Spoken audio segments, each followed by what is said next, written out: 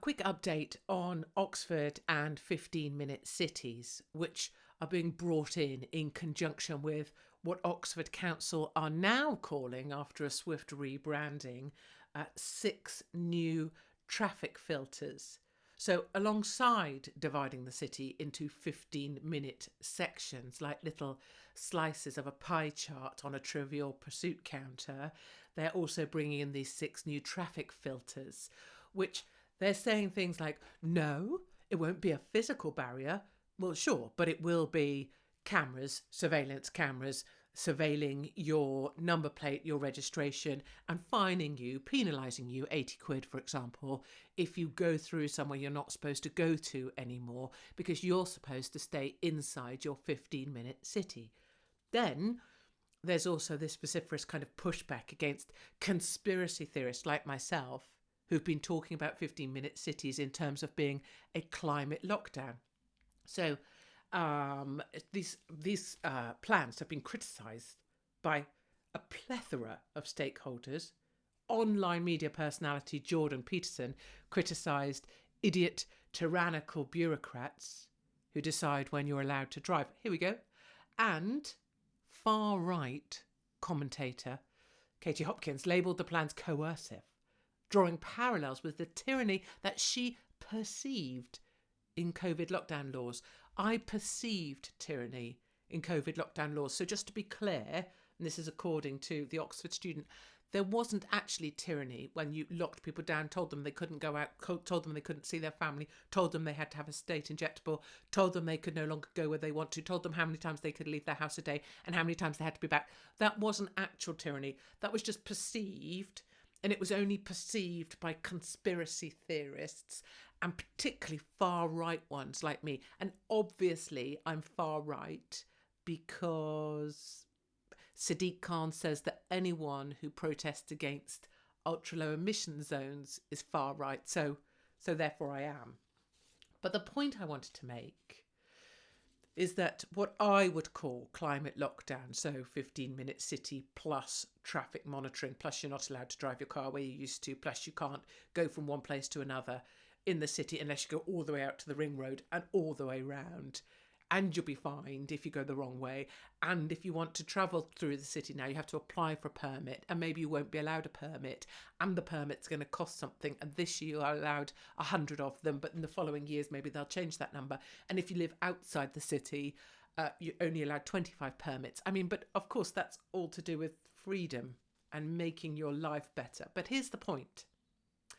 When you look at the council's own paperwork regarding these traffic filters, which I would call, people trying to snatch your cars. But anyway, traffic filters, they're designed to reduce traffic, make bus journeys faster, and walking and cycling safer. So reduced traffic, make bus journeys faster. Just remember those 2 things that are supposed to be the mission of why these traffic blockades will be put in place, and you will be penalised and fined if you try and go across the road to see your mum when you're supposed to go all the way out around the link road twice and then back in.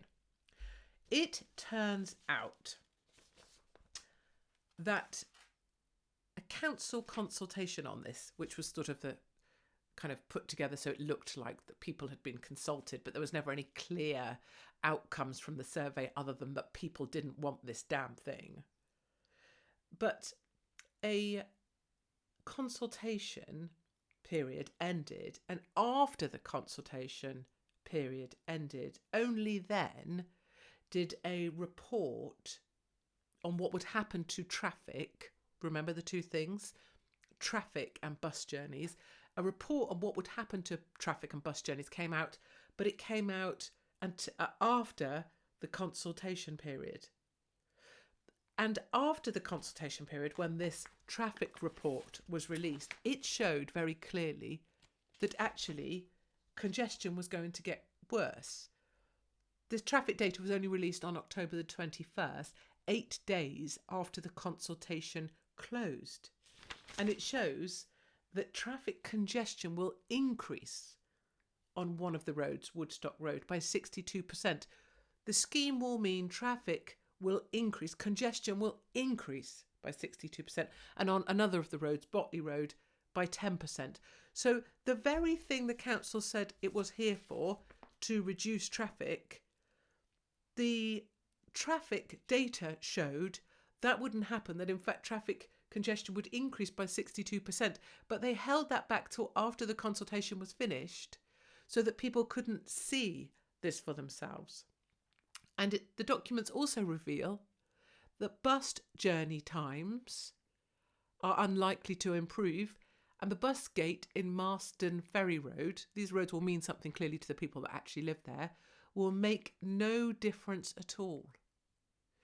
So the traffic data shows very clearly that what the council said that these traffic filters are supposed to achieve won't happen.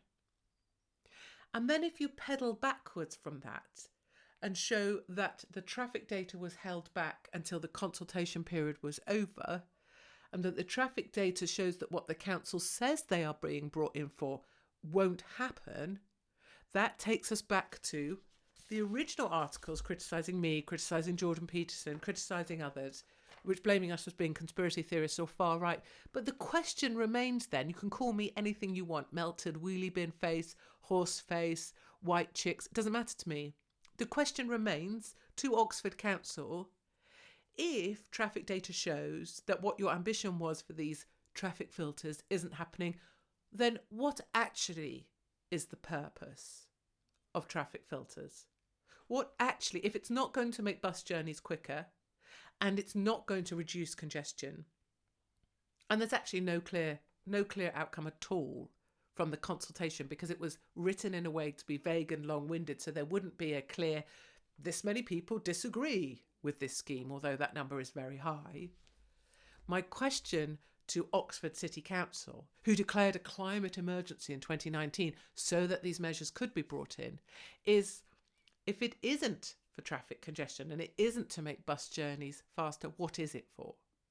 And that's a very simple question you should be able to answer very simply, but I think you can't.